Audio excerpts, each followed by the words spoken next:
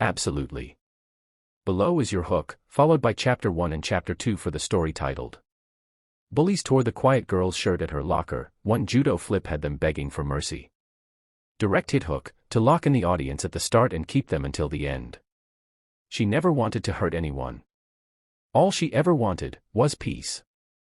But when three girls tore her shirt in front of everyone, mocking her silence, they didn't know she had trained for moments exactly like this, every single night in the shadow of pain and loss.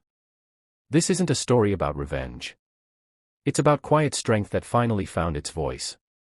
And once she flipped the leader of the bullies onto the cold, hard floor, the whole school finally listened. Chapter 1, The Locker, the Laughter, and the Silence.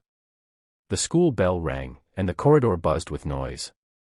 Laughter, shouts, sneakers squeaking on the tiles. In the midst of it all, Ava moved like a ghost, barely noticed, barely heard. She was the kind of girl whose name was rarely called unless a teacher was taking attendance.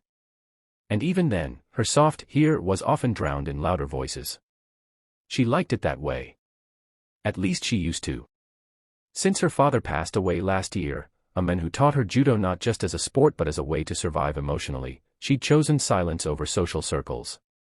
He had always said, "You don't have to be loud to be powerful."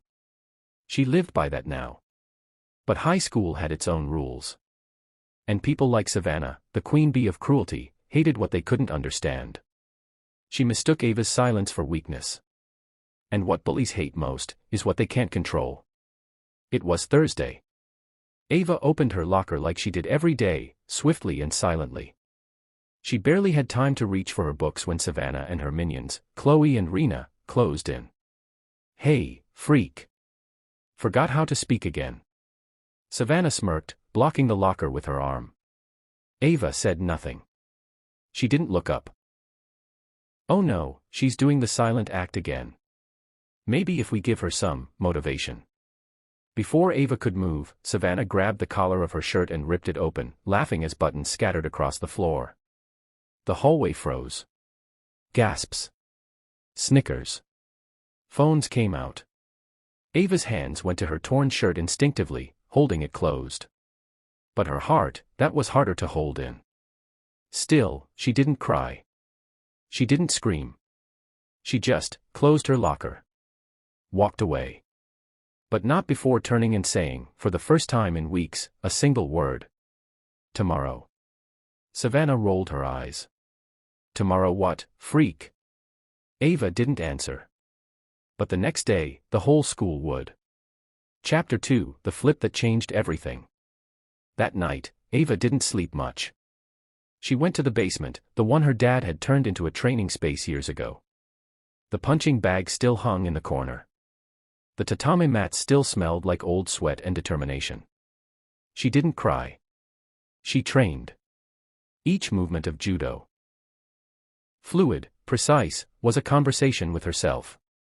A reminder of control, of centered breath, of knowing exactly when to strike, and when to let go. The next day, the halls felt different. Whispers trailed behind her like shadows. Videos of the shirt-ripping incident had spread overnight. Some students laughed. Others were disturbed. But no one spoke to her directly. Until lunch. Savannah wasn't done. In the middle of the corridor, in full view of teachers, students, and phones, she threw a mock surprise. Well. If it isn't the judo freak." Ava kept walking. Savannah stepped in front of her again. "You don't get to walk away, you know. Not after yesterday. Say something. Or are you scared?" Ava looked her dead in the eyes. "You touched me without permission." "What?" "Now I touch back." Before anyone could blink, Ava dropped her backpack, shifted her stance, and executed a perfect shoulder throw. A sui nage, the kind her father had taught her to perform only when absolutely necessary. Savannah hit the floor with a thud that echoed. Chloe screamed. Rena backed away. Ava didn't smile. Didn't posture. She knelt beside Savannah and whispered so only she could hear.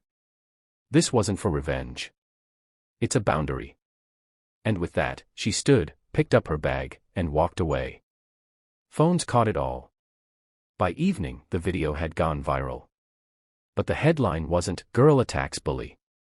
It was, "Silent Girl Finally Speaks, and Everyone Heard Her."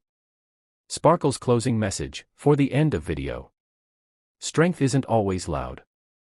Sometimes, it whispers. Sometimes, it waits. But when it moves, it changes everything. Be kind, because not everyone who is quiet is weak. And not everyone who walks away is running. Would you like this adapted into a voiceover script for YouTube or TikTok? I can also break it into visual scenes for a storyboard.